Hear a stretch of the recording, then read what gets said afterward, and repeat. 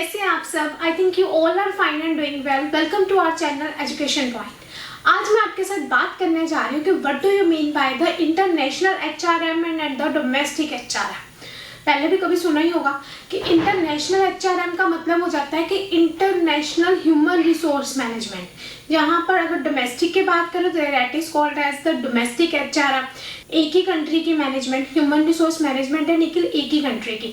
लेकिन इंटरनेशनल का क्या पता चल रहा है कि नेशनैलिटी कि हर एक जगह की human resource management. So international HRM का क्या मतलब बन गया? It's one of the set of the activities with the aim of managing the human resource organisation.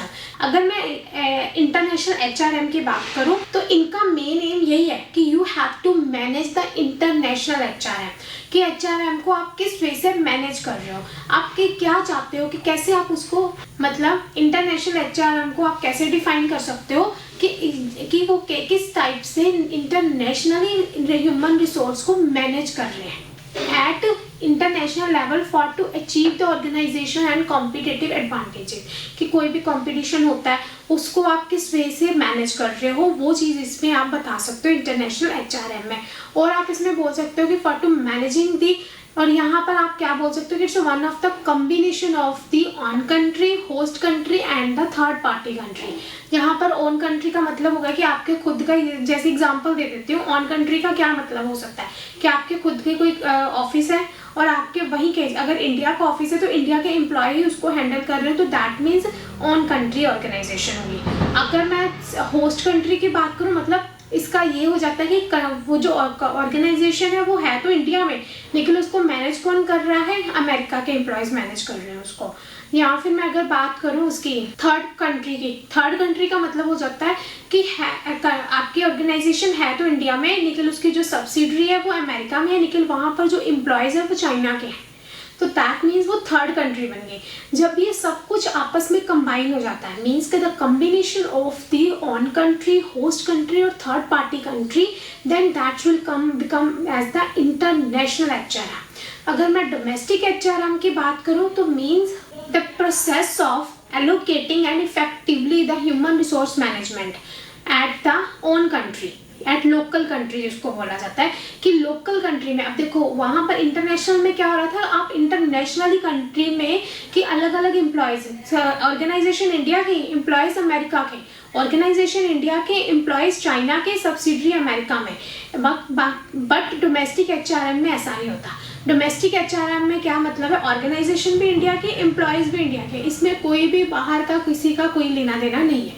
तो that is called as the human resource management of domestic level. कि domestic level की human resource management का मतलब है कि सिर्फ यहाँ का लोकल काम, ठीक है, लोकल कंट्री में कुछ सामान इधर से उधर जा रहा है या कुछ इम्पोर्ट एक्सपोर्ट हो रहा है या फिर कुछ ह्यूमन रिसोर्स मैनेजमेंट उसको मैनेज करना चाहती है, तो वो सब लोकल लेवल पे जो मैनेज करने वाला होता है उसको बोला जाता है डोमेस्टिक एचआरएम। तो अब क्या पता चला कि जो इंटरनेशनल एचआरएम है वो तो वर्क करते हैं इंटरनेशनली बियॉन्ड द बॉर्डर, कि बॉर्डर वगैरह को क्रॉस करके वो जा रहे हैं यहाँ से, लेकिन जो नेशनल एचआरएम हो गया या हम डोमेस्टिक एचआरएम बोलते हैं वो लोकल लेवल पे ही काम कर रहे हैं। तो ये इन दोनों का एक बेसिक डिफरेंस है।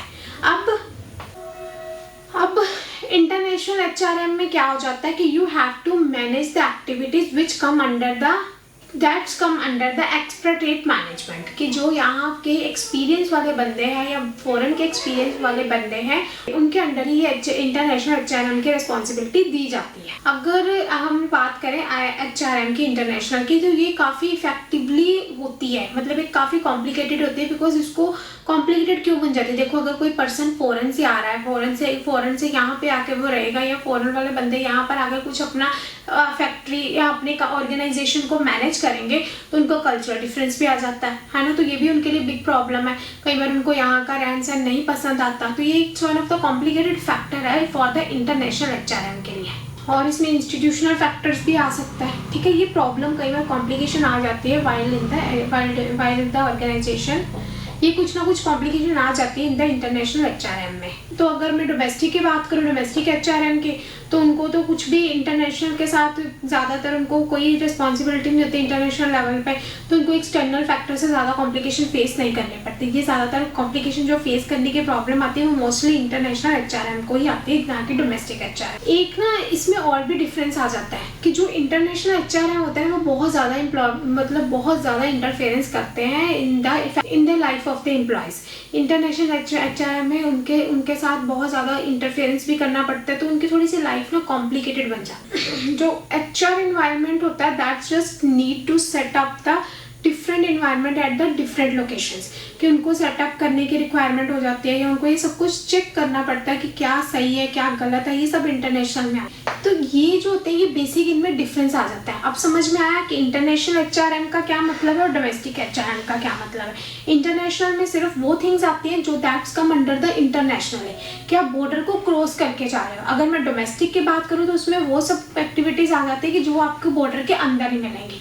तो इसमें कई बार प्रॉब्लम भी फेस होती है कि कई बार वहाँ के एम्प्लॉयज़ यहाँ पे आके रहे हैं, यहाँ के एम्प्लॉयज़ वहाँ जाए, तो उनको कई बार कल्चरल डिफरेंस आ जाता है या कई बार और ज़्यादा प्रॉब्लम फेस करनी पड़ जाती है। इसमें इंटरफेरेंस बहुत ज़्यादा रहता है कंपनी का, मतलब वो पर्सन जो है वो ज़्यादातर कंपनी का ही रहेगा और किसी का नहीं, ना उसको फैमिली के लिए टाइम मिल सकता है ना कुछ हो सकता है। लेकिन डोमेस्टिक में ये है कि आप नेशनली हो, लोकल हो, तो आप इजीली एक दूसरे के साथ टाई अप कर सकते हो एट द नेशनल लेवल पे, not at the international level. इनकी थोड़ी सी रिस्पॉन्सिबिलिटी कम होती है, इंटरनेशनल लेवल वालों की रिस्पॉन्सिबिलिटी थोड़ी ज़्यादा होती है।